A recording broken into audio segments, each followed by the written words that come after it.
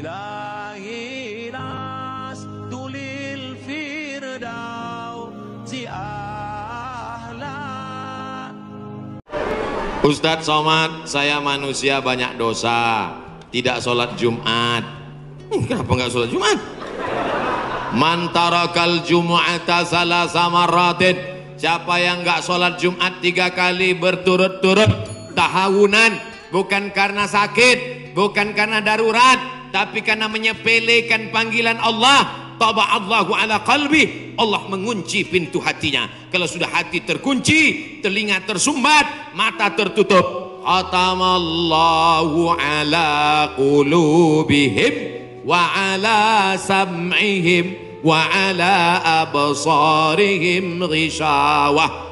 3 kali sholat Jumat kau tinggalkan, Allah mengunci pintu hatimu. Siapapun yang ceramah tak akan masuk ke telingamu. Na'udzubillah. Saya ingin bertobat dan sudah menjalankan taubat, maka sholat Jumatlah engkau. Siapa yang datang hari Jumat saat yang pertama seperti berkurban seekor onta, datang pada saat yang kedua seperti berkurban seekor lembu, datang saat ketiga seperti berkurban seekor kambing, datang saat keempat seperti berkurban seekor ayam, datang saat kelima seperti berkurban sebutir telur ayam. Sekarang banyak yang datang hari Jumat, jangankan telur ayam, telur puyuh pun nggak dapat.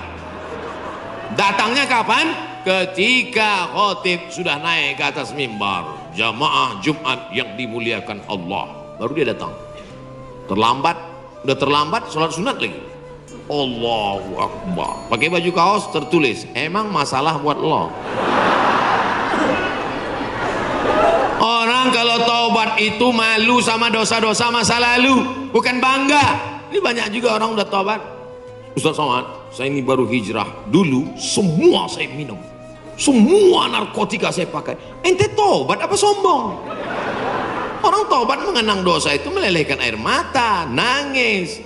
Ada juga bukan bangga. Ada juga sebagian jamaah sudah taubat nangis. Ustaz, saya, kamu menyesal minjam uang. La ilallah. Kenapa hati ini masih keras Ustaz? Belum bisa nangis di saat tahajud Ustaz. Datang seorang bertanya kepada Nabi an qaswatil qalbi, hatinya keras. Apa kata Nabi?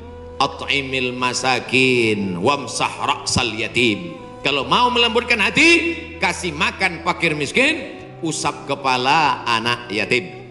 Siap? Ngaji jangan ditunda-tunda. Pulang dari sini langsung mampir ke rumah makan, beli nasi bungkus, bawa ke panti jompo.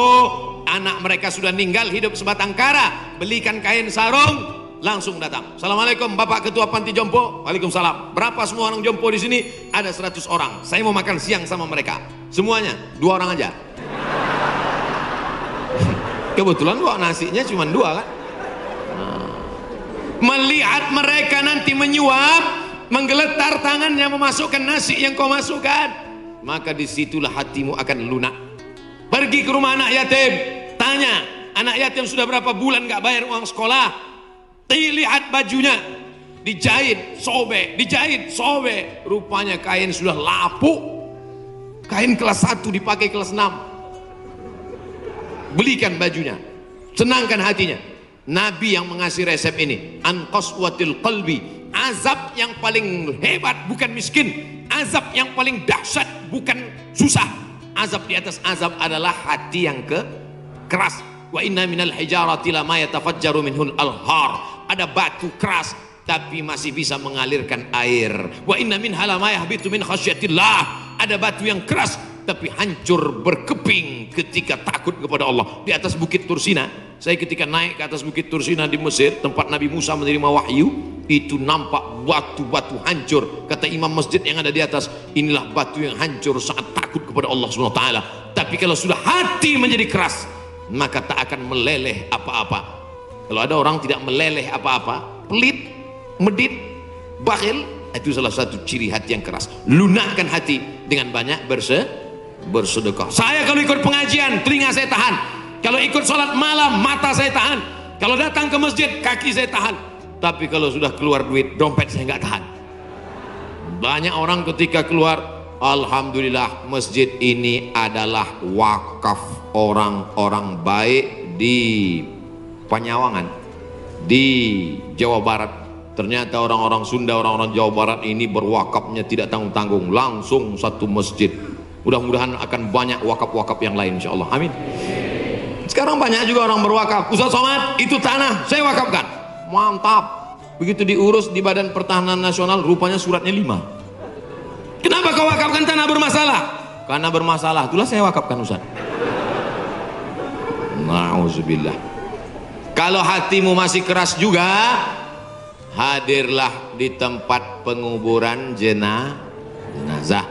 Berdirilah di tepi kubur tempat jenazah. Kubur, suruh kawan satu nyenggol dari belakang. Masuk kau ke dalam, kau sambut jenazahnya, kau pegang masuk ke lubang. Terasa dingin dari bawah, sadarlah bahwa kau juga akan mati masuk ke dalam. Rumahmu yang besar tinggal, istrimu akan nikah dengan brownies. Mobilmu yang mewah akan dijual, suratnya akan berganti di kantor Samsat. Tanahmu akan diganti akte notaris. Kau hanya akan membawa 2-3 helai kain kafan, digulung macam dodol Garut. Apa yang kau bawa mati menghadap Allah Subhanahu wa taala?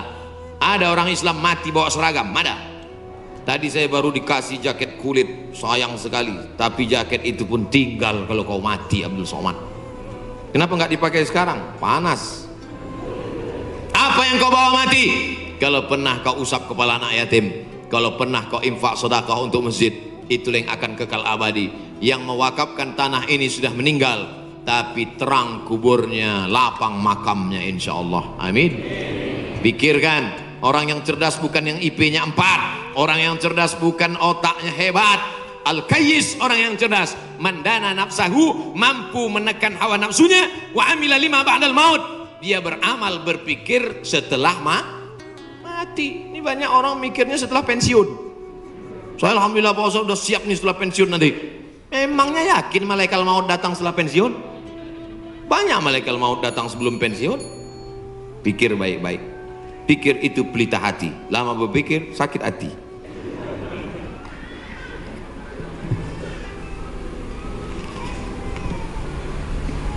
Bagaimana kita bisa membedakan musibah, cobaan, bencana, atau azab? Seperti ujian dosen. Misalnya virus corona yang sedang merebak sehingga dampaknya pada kaum muslimin, khususnya muslimin di Indonesia yang tidak dapat melaksanakan ibadah umroh. Pertanyaan dari Bapak Ridwan Ahmad Faizin Emrian Abidin Bandung. Ternyata ini pertanyaan kolektif. Misalnya saya demam, dari mana saya bisa membedakan demam saya itu menghapus dosa, atau demam laknat, atau demam ujian iman, atau demam itu dari mana saya bisa tahu? Oh, kalau demamnya cuman 36 derajat Celcius itu menghapus dosa. Kalau 40 derajat itu laknat. Kalau 100 derajat kebakaran. Di mana kita bisa tahu? Tidak ada yang bisa membedakannya kecuali introspeksi diri. Satu, la yusibul mu'min min nasabin wala wasabin wala saqamin wala syaukin yastakuha. Kalau ada orang yang kena susah hati, gundah gulana, sakit, duri menusuk tapak kaki, keluar dari rumah lupa pakai sendal, melangkah, duri menusuk tapak kaki, illa kafarallahu anhu biha sayyi'atuh, maka dengan itu sebenarnya Allah ingin membersihkannya dari dosa. Makanya kita selalu husnuzan. Ana, dalam hadis kursi apa kata Allah? Ana inda husni zanni abdi bi, aku menurut prasangka hambaku kepadaku. Maka kalau kita kena penyakit, yang pertama husnuzan pada Allah, bahwa sebenarnya Allah ingin membersihkan kita dari dosa. Yang kedua, saya nggak ada dosa Pak Ustaz. Apa dosa saya? Saya nggak pernah minum khamar, saya nggak pernah sabu-sabu, saya nggak pernah berzina, saya nggak pernah pakai narkoba. Dosamu adalah ketika kau merasa bahwa kau tidak berdosa. Itulah dosa. Dosamu adalah ketika engkau sehat tapi tak kau pakai mensyukuri nikmat Allah, itulah dosa. Maka ke siapa yang berkata saya tidak pernah silap, saya tidak pernah salah, saat itu dia sedang silap dan salah. Al-insan mahallul khata' wan nisyan. Manusia tempatnya silap, lupa dan salah. Yang kedua, ketika kita sakit, sebenarnya Allah ingin mengangkat derajat kita, karena sebetulnya amal kita tidak cukup. Kita sudah ditempatkan di tempat surga Jannatul Firdaus, tapi ketika malaikat ditanya, sudah cukupkah amalnya? Belum. Beri dia ujian supaya amalnya mencukupkan dia dengan amal sabar. Ada amal yang lebih tinggi dari tahajud, lebih hebat daripada jihad. Apa dia? Innama yuwaffas sabiruna ajrahum bighairi hisab. Amal sabar, menerima musibah, tidak caci maki, sumpah serapah. Yang ketiga, bisa jadi laknat Allah. La ta'murunna bil ma'ruf. Mestinya kau tolong saudaramu yang ada di Uighur, mestinya kau bantu saudaramu yang sedang teraniaya di India, tapi mulutmu diam, kau tak mau menolong. Ketika musibah dikirimkan Allah dalam bentuk bencana, ternyata yang kena bukan yang jahat-jahat saja, yang baik-baik pun ikut juga kena. Maka tidak ada cara lain kecuali mohon ampun, minta ampun, taubat, nasuha kepada Allah Subhanahu wa ta'ala. Oleh sebab itu maka yang bisa membedakannya hanya Allah, dan kita hanya berhusnuzon kepada Allah Subhanahu wa ta'ala. Bagaimana cara membentengi bencana yang semakin banyak akhir-akhir ini? Itulah yang udah kuceramahkan tadi.